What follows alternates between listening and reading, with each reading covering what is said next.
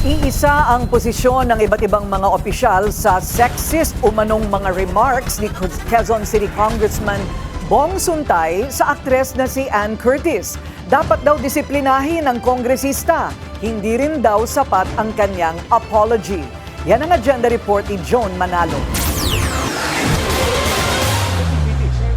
Nararapat daw humarap sa disciplinary action si Quezon City 4th District Representative Bong Suntay dahil sa naging inappropriate comments nito tungkol sa aktres, host at social media influencer na si Ann Curtis. Noong hearing ng impeachment complaints laban kay Vice President Sara Duterte na tumaon din sa pagdiriwang ng National Women's Month. Umani ng batikos mula sa matataas na opisyal ng pamahalaan at mga LGU maging ng mga kapwa niya mambabatas ang naging pahayag ni Suntay na nanindigan pang hindi niya raw sinasadyang magkaroon ng mali siya ang kanyang mga nasambit.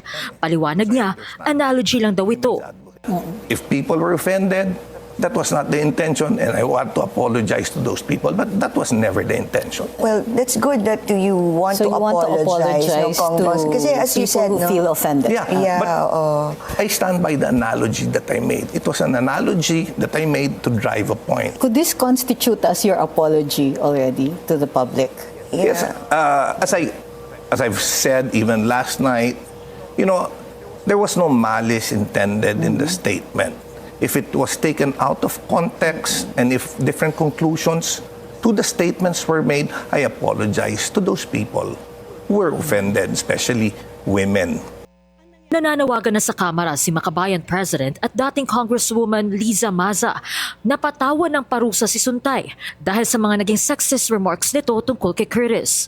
Pagdidiin ni Maza, ipinapakita ng pahayag ni Suntay kung paano nagpapatuloy at nanonormalize sa lipunan ang mga ganitong klase ng pananalita na nagtuturing sa mga kababaihan bilang sex objects. May tuturing din anyang machismo ang paliwanag ni Suntay na analogy lamang ang kanyang pahayag at compliment o puri para sa aktres dahil nakaaambag din ito sa kultura ng impunidad laban sa mga kababaihan.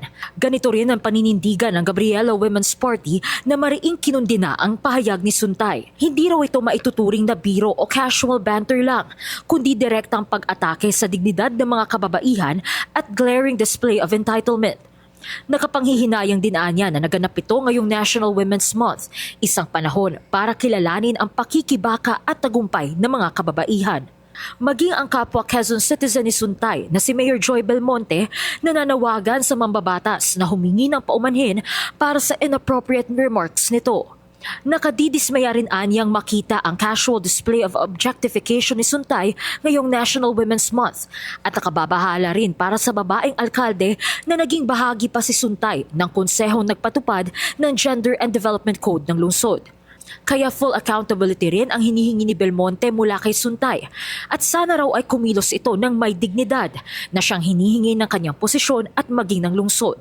Para naman kay Senator Risa Ontiveros na chairperson ng Senate Committee on Women, Children, Family Relations, and Gender Equality, walang excuse sa repulsive remarks ni Suntay. Nakababahala rin anya na iginigiit pa rin ng mambabatas na walang mali sa kanyang sinabi.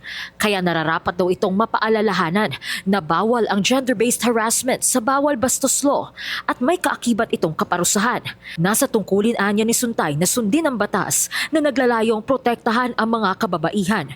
Hindi rin umubra ang palusot ni Suntay sa Malacanang na bahagyang nagpataas ng kilay ni Palace Press Officer Attorney Claire Castro.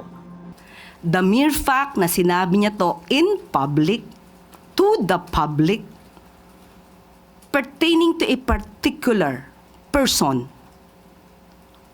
it is already covered by Safe Spaces Act.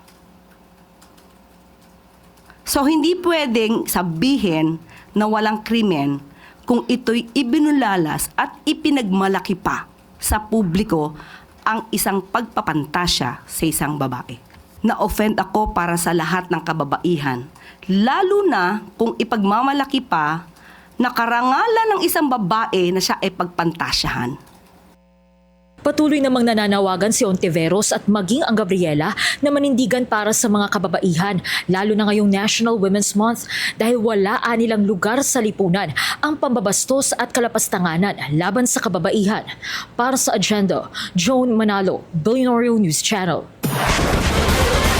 Galit na galit ang pamilya ni Ann Curtis sa sexual remarks ni Congressman Bong Suntay.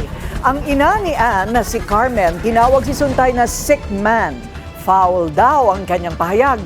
Nakailang post na rin ang kapatid ni Ann Curtis na si Jasmine Curtis Smith na kinokondena rin si Suntay. Nahirapan pa raw siya matulog dahil sa init ng ulo at dugo. Giit ni Jasmine, the halls of government should be spaces where women are discussed for their contributions, ideas, and leadership. Dagdag niya, we cannot continue accusing or excusing this as just being honest or just a compliment.